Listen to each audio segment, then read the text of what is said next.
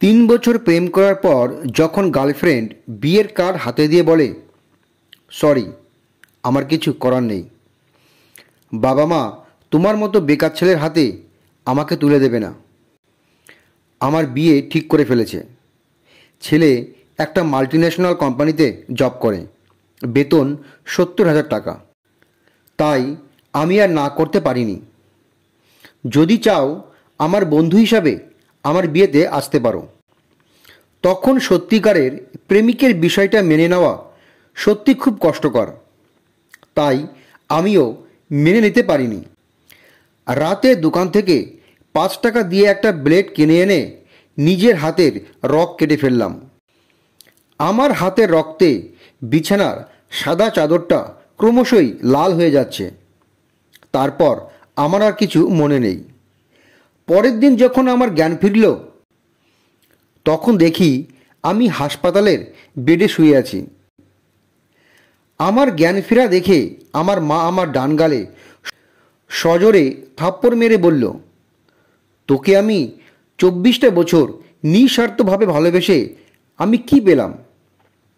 আর তুই কি না অল্প কয়েকদিনের ভালোবাসার জন্য নিজের জীবনটা দিয়ে দিচ্ছিলি? আমার মা খুব সাধারণ একজন মহিলা। কোনোদিন আমাকে গালি দেবে দূরের কথা, তুই করে পর্যন্ত বলেনি। সেই মা মনে কতটা কষ্ট পেলে সন্তানকে থাপ্পড় মারতে পারে তা আমার চিন্তার বাইরে। আমার পাশে আমার হাত ধরে বসে অনবরত কান্না করছে আমার ছোট্ট বোনটা।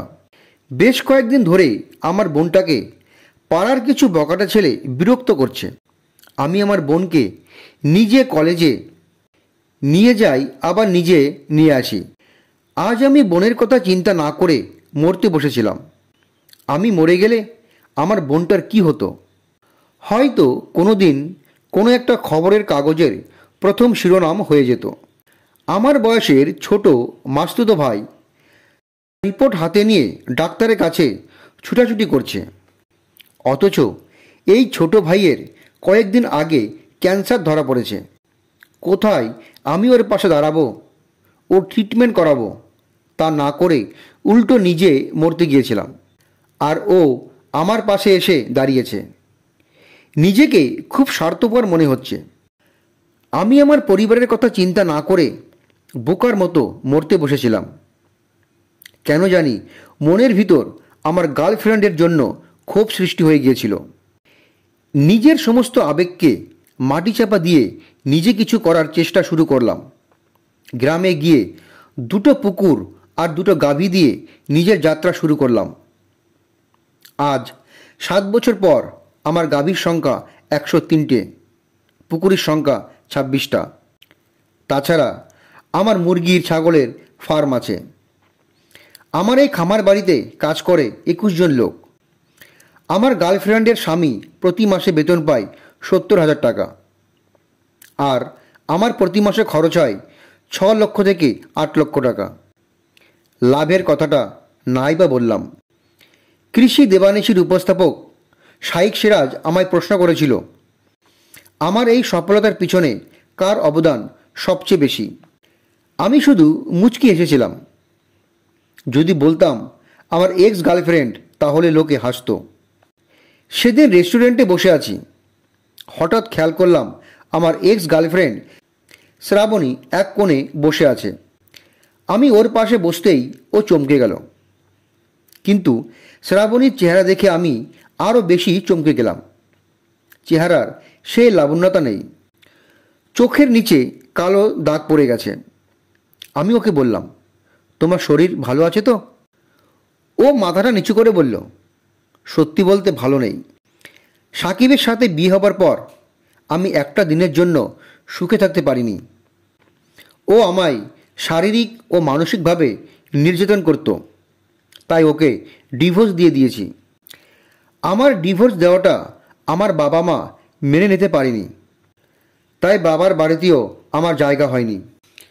তাই নিজে একটা প্রাইভেট ফার্মে জব করছি।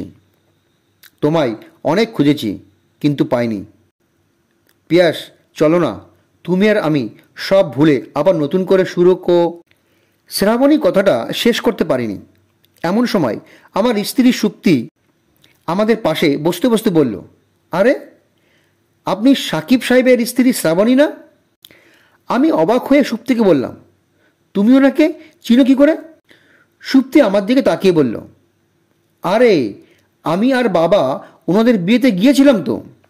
আপনি সাকিব ভাইকে বলেন যে ওনার বস আসলাম সাহেবের মেয়ে সুপ্তি, তাহলেই উনি আমাকে চিনতে পারবেন, কারণ উনি আমাকে বিয়ের প্রস্তাব দিয়েছিলেন। আর আমি ওনাকে রাগে থাপ্পড় সরি আমার এই কথাটা বলা উচিত হয়নি। আমি শ্রাবণীকে তখন বললাম, ও আমার স্ত্রী, আর আমরা একসাথে খুব সুখে আছি। শ্রাবণী মাথাটা নত করে চুপ করে বসে আছে। আমি আর সুপ্তি চলে যাচ্ছি। আমি মনে মনে ভাবছি, দুনিয়ার কি অদ্ভুত নিয়ম। যে ছেলেকে পাওয়ার জন্য আমার গার্লফ্রেন্ড আমায় ছেড়ে চলে গিয়েছিল, আমি আজ সেই ছেলের বসের মেয়েকে বিয়ে করেছি। প্রেমে ব্যর্থ হওয়াটা খুব স্বাভাবিক। পৃথিবীতে 95% মানুষ তার ভালোবাসার মানুষকে বিয়ে করতে পারে না। তাই বলে কিন্তু জীবন থেমে থাকে না। প্রেমে ব্যর্থ হলে কষ্ট হবে, এটা ঠিক, কিন্তু তুমি চাইলেই এই কষ্টটাকে তোমার জীবনের টার্নিং পয়েন্ট ভাবতে পারো। নিজেকে সময় দাও, সময় সব বদলে দেয়। একটু অন্যরকমভাবে চিন্তা করো, নিজেকে এমনভাবে গড়ে তুলো যেন একটা সময় তোমার এক্স তোমাকে হারানোর জন্য আফসোস করে। একটা কথা মনে রেখো, কারো ভালোবাসা তোমার পরিবারের ভালোবাসা থেকে বড় না। তাই নিজের পরিবারকে ভালোবাসতে শিখো আর পরিশ্রম করো, দেখবে একটা সময় সফলতা তোমার দরজায় এসে কড়া নাড়বে।